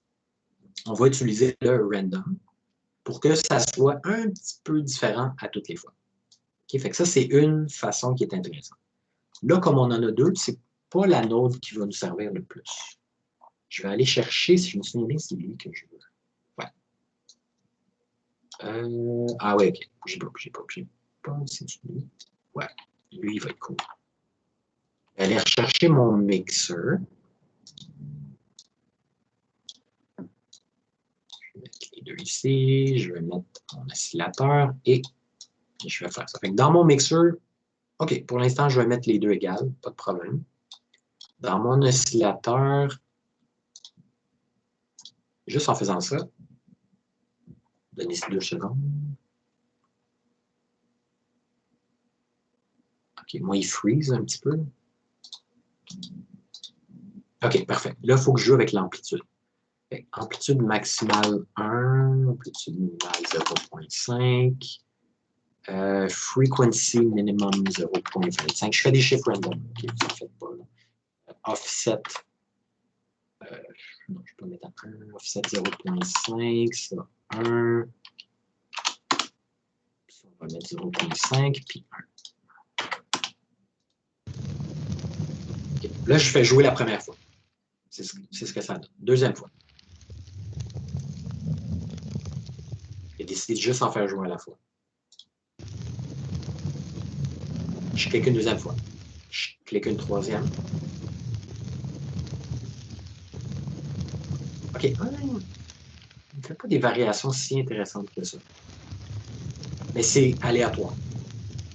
OK. Là, honnêtement, je ne suis pas nécessairement satisfait de ce qui me donne l'oscillateur. L'autre que j'utilise beaucoup, c'est lequel déjà? Oui, le modulateur, il fait une très bonne job aussi. Donc, modulateur pitch minimum. Ça, c'est une version très, très, très simple de créer des variations puis de rendre ça un petit peu plus intéressant avec comme pas trop de travail. OK? Fait qu'on y va. Voici la combinaison numéro 1. Stop. Voici la numéro 2. Petite variation. Numéro 3. Le son est différent. Là, vous allez peut-être me dire, OK, mais à quoi ça sert? Bien, c'est génial, ce que je viens de vous montrer. Pourquoi? Parce que là, je sauvegarde ça, puis de façon procédurale, avec un algorithme qui est déterminé comme ça, des paramètres de même, bien, mon son de flamme, je peux l'utiliser dans tout le jeu. 1 à 7. Puis il ne va pas être exactement pareil à chaque fois. Ça, oui, probablement que vous dites, OK, la plupart du monde ne remarque pas ça, c'est pas grave. Oui, mais ça fait partie des affaires qu'on ne remarque pas, donc on a fait un bon travail. On commence à le remarquer si on ne fait pas ce genre d'affaires-là. OK? Au niveau du son, au niveau de bien d'autres trucs, c'est le genre d'affaires important. Les bruits de pas, on va voir ça la semaine prochaine. Si on a 1 ou 2 bruits de pas, c'est louche. Il y a quelque chose de bizarre. Dans du gazon, mettons, ça fait fric, fric, fric, fric, fric. Ça ne marche pas. Si on commence à avoir des variations, puis pardonnez mes impressions, là, si je ne suis pas bien bon, mais tu sais, s'il y a des sons différents, variés, ça a l'air beaucoup plus crédible. Parce que aller marcher dans votre appartement, plancher de bois franc ou n'importe quoi, même du tapis, on n'entendra pas, mais si vous marchez sur des surfaces avec des souliers ou même pieds nus, vous allez voir le son que ça fait, vous allez porter attention. Il y a des fois, OK, ça se ressemble, ça se ressemble. Ah, ça se ressemble pas. Puis ça, c'est le genre d'affaire qui vient créer du réalisme. Même si on fait du stylisé ou du style visuel réaliste, c'est pas ça que je dis, c'est de la crédibilité. OK? Puis ce genre d'affaire-là, comme une rivière qui coule. Si on a une loupe de 10 secondes, puis c'est le même son tout le temps, ça vient briser un peu l'immersion. Fait que ce genre de travail-là va venir aider à créer, sans que le joueur s'en rende compte, mais va venir aider à créer plus de réalisme. OK? Fait que je vais en mettre un là, par exemple, puis je vais en mettre, je vais faire une copie, je vais en mettre plus loin, puis on va essayer ça. Donc, je pense qu'il y en a un ici. Okay. Là, c'est poche parce que je n'ai pas le VFX. Là. Je devrais le mettre au même spot. OK, où est-ce qu'il est mon file Q? Ben, ça, c'est le premier. Le deuxième, il est... OK, le deuxième était beaucoup plus loin. On va se mettre une indication visuelle. Là, tant qu'à ça, on va se mettre le VFX. Puis, vous voyez, les sound cues, là, ils sont invisibles quand on ne les sélectionne pas. En fait, c'est pas vrai. C'est parce qu'ils étaient au travers. OK, fait que ça va être la même chose pour lui. Voilà. On a un petit icône, mais honnêtement, ils sont tout petits, les icônes. Dès qu'on est à une certaine distance, on les voit à peine. OK, si je désélectionne, bon, on les voit quand même. OK, c'est pas si fait. Fait que voilà, là, j'ai un VFX et le son. Bien. Comme ça, je m'en vais ici. Et lui, il y a une petite variation. Donc, c'est rien de majeur, c'est rien de. Mais vous avez vu, ça a pris 3 secondes à setter. OK? Fait que c'est pas comme si on se cassait la tête. C'est pas comme si on avait besoin d'enregistrer des tonnes ou des heures de feu qui brûle pour avoir un résultat différent. On fait des petites manipulations dans l'engin avec des outils très simples. OK? Fait que c'est ce que je voulais vous montrer ce matin au niveau du sound design. On peut tout pousser ça bien plus loin. Si vous aimez ça, puis comme moi, c'est quelque chose que je vais me mettre à pousser beaucoup. Il y a beaucoup de ressources sur le site, pas sur le site, sur, en fait, oui, c'est sur le site, c'est sur Unreal, OK, dans la section Learn, qui est un peu difficile à naviguer, c'est un peu pêle-mêle, mais vous allez dans Unreal Online Learning, et ça va ouvrir une page Internet. Oups. J'espère. Ah, il va me demander de loguer. Non, je suis déjà logué. Good. Parfait. Ça, on aime ça. Donc, ici, il y a tout un tas de cours à naviguer. OK? Puis, il y en a beaucoup au niveau du ben, il y en a beaucoup sur tout, là, honnêtement. Il y a un petit peu de tout. Mais il y a, voilà, Ambient and Procedural Sound Design, par exemple. OK? C'est un cours. Puis, quand vous êtes logué, là, il y a un petit pourcentage de completion, chaque vidéo que vous parcourez. Il y a des petits quiz aussi. Il y en a qui sont interactifs au niveau quiz. C'est comme des petits trucs d'école. Honnêtement, c'est pas génial. Là. Des fois, ils essaient de vous piéger sur une tournure de phrase. Là. Mais c'est pas complètement crétin. Là. Mais il y en a où c'est vraiment de la vidéo avec de l'information, puis vous faites les manipulations dans l'engin, tout ça et tout ça. Fait que c'est vraiment intéressant. Sur YouTube, oui, il y a de l'information, mais je vous dirais de commencer sur le site d'Unreal directement. OK? On peut même le mettre par catégorie ici. Là. Audio and sound. Il y en a vraiment beaucoup. Là. OK? Dynamic audio, creating, bon, il y a beaucoup de trucs d'architecture. Sound and space, sound design, virtual reality, c'est un gros truc. Là. Understanding audio mixing and effects. Puis je tiens à vous dire que dans Unreal 5, pas Unreal 5 en Early Access, dans la version officielle qui va sortir l'année prochaine, il va avoir un système révolutionnaire. Je pense que j'en ai déjà parlé, là, qui s'appelle MetaSound. C'est juste comme la plus grosse révolution d'Unreal tant qu'à moi. Encore plus que le Lumen, puis que le Nanite, puis que toutes ces affaires. Fait que, à suivre, ceux qui s'amusent, dites-vous que le sound design dans un studio respectable, c'est quelqu'un qui fait ça. Il y en a un qui fait la musique, qui compose, qui enregistre, puis il y a le sound designer qui s'occupe des sons, des effets spéciaux, quand on shoot du gun, quand on swing l'épée, quand on tire une flèche, quand il y a des impacts, quand il y a des ennemis qui meurent, les voix, etc. Il y a beaucoup de jobs pour un sound designer. Okay? Dans des gros studios, ils ont plusieurs sound designers. Il y a un sound design team, puis il y a un lead sound designer, il y a un engineer, puis il y a beaucoup de programmation. Ils développent des outils, des petits plugins qui viennent installer eux-mêmes. Okay? Des outils qui créent eux-mêmes. Et puis, ça peut devenir très complexe. Mais au final, ce qu'on a fait aujourd'hui, c'est la base. D'importer des sons. Puis d'ailleurs, vous en avez là, dans... Je ne sais pas dans quel dossier, ça se trouve dans l'engin, je pense. Dans le Starter Content, il y a un dossier audio. Il est un peu limité, là, honnêtement, mais c'est quand même cool. OK. Collapse, OK, par exemple. Explosion. Light. Un beam, une espèce de light beam. Wind. Starter music. Fait qu'on a quand même des trucs de base là, avec lesquels travailler. Smoke. je ne sais pas trop à quoi ça sert celui-là, mais pas grave. Donc, vous avez quelques cues, puis vous avez quelques sound waves déjà pour commencer. Après ça, pour aller en trouver, ben, Marc-Alexandre partageait avec nous, il y a un convertisseur. Fait, tout ce que vous avez à date, vous le convertissez en wave, tout ça marche.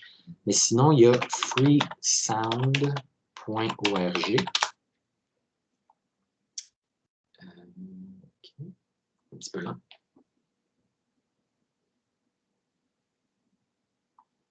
Okay, c'est très lent, qu'est-ce qui se passe?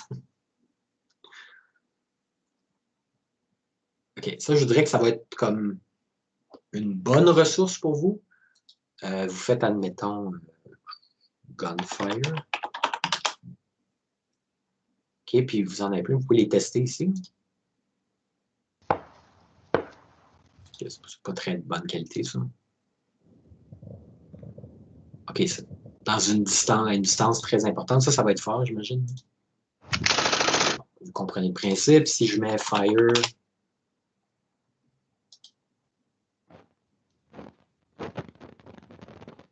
OK, Fire in the stove. Ça crépite. Bon, vous comprenez le principe. Okay, vous mettez votre recherche, ce que vous cherchez ici. C'est tous des fichiers Wave. Fait que vous les downloadez toutes gratuitement. OK? C'est aussi simple que ça. Fait que ça, c'est une bonne ressource. Le marketplace, c'est très limité ce que vous allez avoir gratuitement. Très, très limité. Il y en a. OK, si je vais dans Audio, si tu es dans Audio, dans Sound Effects, vous mettez ça à Low to High. Des bruits d'interface, ça, c'est bien le fun. OK. Sinon, Human Vocalization, c'est tout ce qui est gratuit. Le reste, il y en a plein, ils ne sont pas chers, là, mais je ne vous encourage pas à payer. Je ne veux pas vous payer. OK? Fait que, commencez là-dessus. Sinon, ben, faites des recherches sur d'autres sites. Moi, c'est vraiment la référence. Franchement, la qualité n'est pas top-notch tout le temps. Des fois, il faut vraiment fouiller avant de trouver quelque chose de bon. Mais c'est gratuit. Fait qu'on ne peut pas bien se plaindre. Sinon, dans le futur, si vous aimez ça, puis vous développez beaucoup de trucs pour Unreal ou Unity ou peu importe, vous pouvez acheter des packs à des prix raisonnables. Moi, j'en ai un excellent. J'ai payé, je pense, 15$, puis j'ai 9000 sons. OK? De toutes catégories confondues. La qualité est bonne, honnêtement. C'est pas tout qui est bon, mais il y a des trucs qui sont absolument excellents. Fait que voilà. Vous n'avez pas besoin de payer. Vous allez tout pouvoir trouver quelque chose. Mais des fois, il faut parcourir plusieurs pages. C'est ça qui arrive. On ne peut pas tout avoir non plus gratuitement, facilement. Mais vous allez trouver beaucoup de ressources quand même. OK? Est-ce qu'il y a des questions sur le sound design?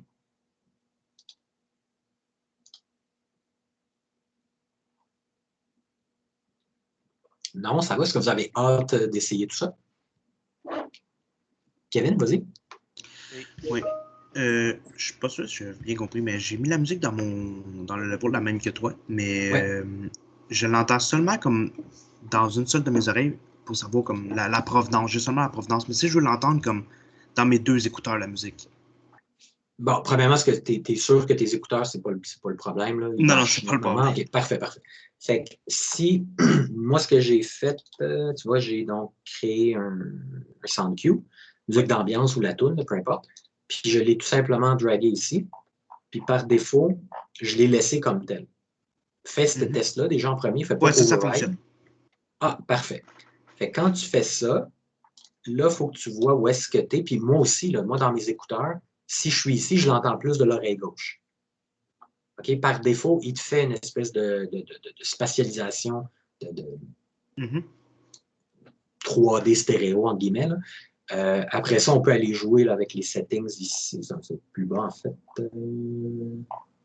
Oui, il y a beaucoup, by the way, j'ai skippé la plupart. Okay? On fait juste une incursion, une introduction.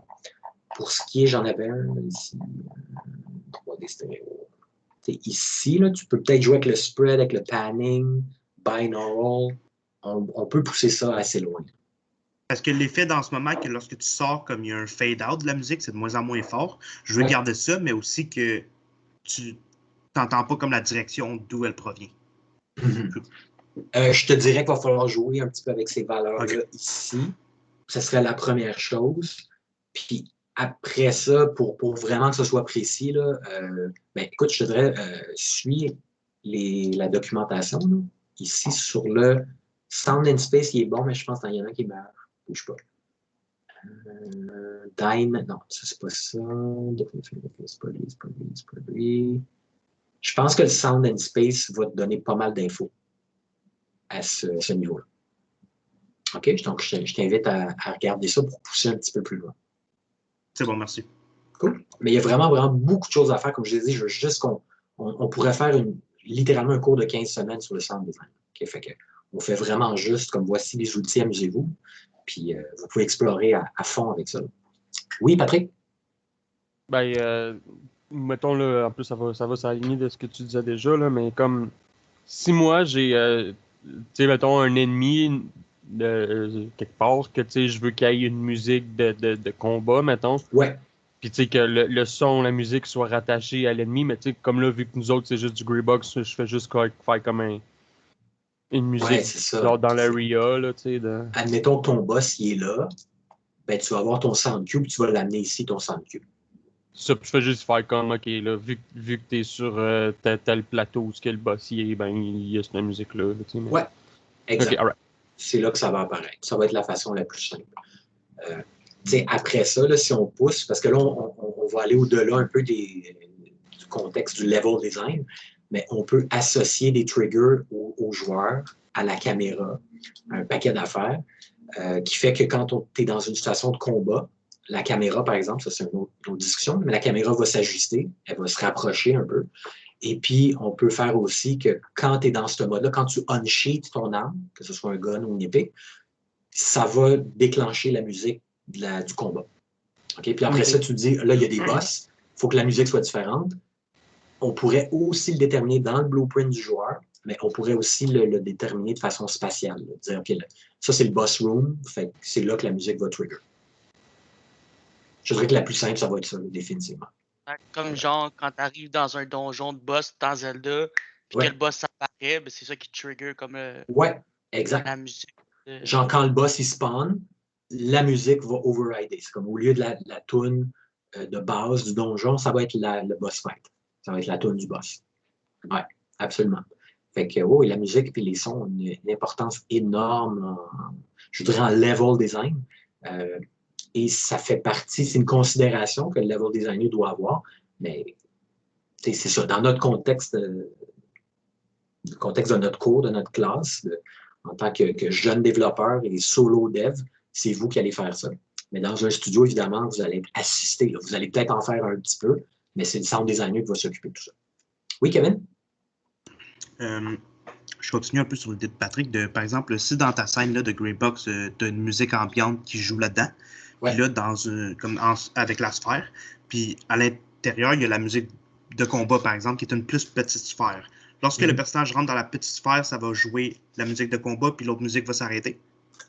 Ouais, c'est ça. Si tu as une grosse sphère, OK, qui engloberait, mettons, là, et la forêt et une partie de ça, moi, je vous dirais pour l'instant, parce que pour pas qu'on se lance dans des trucs plus complexes, je vous dirais de juste ne pas overlapper les sphères le plus possible.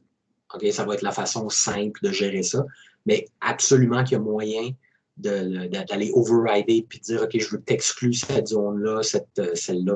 Mais c'est un petit peu plus compliqué, puis c'est plate à dire, mais malheureusement, on n'a pas vraiment le temps de couvrir ça dans le cadre du cours. Fait que tu peux faire que lorsque tu rentres dans la plus petite, la grosse arrête, puis lorsque tu sors de la plus petite, la grosse recommence? Oui, absolument. Tu peux tout faire. Pour te répondre vraiment simplement, tout ce que tu peux imaginer, tu peux le faire. Okay? C'est une bonne réponse. Mais après ça, là, ça devient complexe. Fait que t'es dans le cadre. C'est pas simple faire ça. C'est pas simple. Non, malheureusement, c'est pas si simple que ça. Okay. Malheureusement. Puis je vais vous le montrer la semaine prochaine. Okay? Je vous donne un petit spoiler alert. Ce qu'on va faire la semaine prochaine, ça va être vraiment le fun. Ça va être vraiment cool. Mais c'est pas très simple. C'est pas difficile. Okay? Il n'y a rien de sorcier non plus. Là. Je peux vous montrer des blueprints vraiment intenses que je suis en train d'apprendre. Je suis en train de m'amuser avec ça. Mais ça, il faut s'accrocher un peu. Il faut faire les choses étape par étape. Puis là, mon guide va être vraiment précis. Fait que le guide de cette semaine, je ne le publie pas tout de suite. OK? Puis d'ailleurs, c'est juste des indications. C'est pas ce guide-là, c'est le guide ici. Donc, je vous le montre. Il est très juste, il fait juste résumer ce qu'on a fait, là. Donc, l'éclairage. Au niveau des character blueprint, je le skip. Ça ne sert à rien de faire ça dans le cours, je suis désolé. Là. On va passer du temps sur ce qui compte le plus. Puis le sound design, je fais juste comme expliquer ce qu'on fait. Puis après ça, on va se lancer dans le truc. Fait que je ne le publierai pas immédiatement. Je vais le garder, je pense, pour la semaine prochaine, parce que je veux ajouter, je veux corriger 2-3 trucs que j'ai updaté hier dans l'autre cours. Fait que pour ce qui est de quelque chose d'un petit peu plus intense, là, vous allez avoir les étapes toutes précisément. OK? Fait que ne vous en faites pas. Donc ça va être vraiment amusant, mais vous allez voir que c'est un petit peu plus de job. Mais sinon, pour le son, la musique, on peut faire beaucoup de choses avec juste les sound cues, juste les dropper, faire override, specialization, puis juste s'amuser comme ça. Fait que vous allez réaliser, puis je vais vous le faire réaliser aussi dans le futur, à quel point le sound design est primordial en jeu vidéo. On parle d'immersion, un bon jeu, même pour un jeu casual, un jeu hardcore comme Dark Souls, whatever, on veut créer une forme d'immersion à un niveau ou à un autre. Puis oui, le gameplay, les contrôles, la mécanique, le visuel est très important, mais si on n'a pas de son, puis je parle de musique, je parle de son d'ambiance, je parle de son de trigger, je parle de son de foley, je parle de tout ce qui fait partie du sound design. Si on fait une mauvaise job, on vient de scraper une énorme partie de l'immersion. Fait que vous allez remarquer, peut-être vous êtes parfaitement au courant déjà, mais rejouez à vos jeux préférés, puis avec ça en tête, analysez le son, chaque son. Les bruits de pas, la porte qui ouvre, le bruit de l'armure qui clignote, pas qui clignote, voyons, c'est quoi le terme? Qui fait du bruit, là, qui fait du bruit, là, aussi simple que ça. Si vous équipez un autre type d'armure, un autre accessoire, whatever, un autre type de gun, est-ce que ça fait du bruit quand vous marchez ou pas? Est-ce que quand il y a du vent, votre cape fait... Est-ce qu'ils ont porté attention à ces petits détails-là? Ça, c'est ça qui fait que c'est immersif, puis des fois, on ne le remarque même pas, parce que si on le prend pour acquis, c'est comme, ben ouais, c'est correct. Là. Mais quand on l'analyse, on fait comme, oh, tabarouette, OK, oui, ça fait un effet. Quand on marche dans l'eau, est-ce que il pleut, puis il y a des petites puddles de water, puis tout ce genre d'affaires-là. Là. Fait que, voilà. Le sound design, c'est excessivement important. Malheureusement, dans le cadre du cours, on n'a pas le temps d'en faire pendant 3-4 cours. J'aimerais bien ça. Mais voilà. Fait que, ceci dit, là, on termine le cours pour aujourd'hui. On est donc le cours numéro 11. Au cours numéro 12, comme j'ai dit, on va faire de la matière encore au niveau du sound design, des footsteps, etc. À partir de là, jusqu'à la fin de votre présentation finale, il n'y a plus vraiment de cours théoriques. OK? Donc, moi, je suis là, je vais être à mon poste tout le temps, on va discuter un peu, mais ça va être du workshop. Puis ici et là, je vais vous amener, là, en fait, j'ai prévu pour le cours 13 de vous montrer un petit truc. Je vais vous montrer des trucs dans l'engin, des trucs de modeling, des trucs de ci, des trucs de ça. Tout ce qui a rapport avec votre projet final, évidemment. Et puis, ça va être donc voilà, ça va être du workshop, ça va être à vous de travailler. Je vous demande d'être présent, du moins au début du cours. Et puis, voilà, j'ai tout le temps quelque chose à vous présenter quand même, mais ça ne sera pas un long cours théorique où on apprend des trucs. Là. Vous allez juste comme tout mettre en place puis mettre le travail sur votre projet. OK? Donc, là-dessus, moi, je dois filer parce que j'ai mon meeting qui commence à l'instant. Donc, ben voilà, je vous souhaite une super belle fin de journée. Puis on se revoit tous demain dans le cours de texture. À demain. Merci. Bye bye. Salut, bonne fin de journée.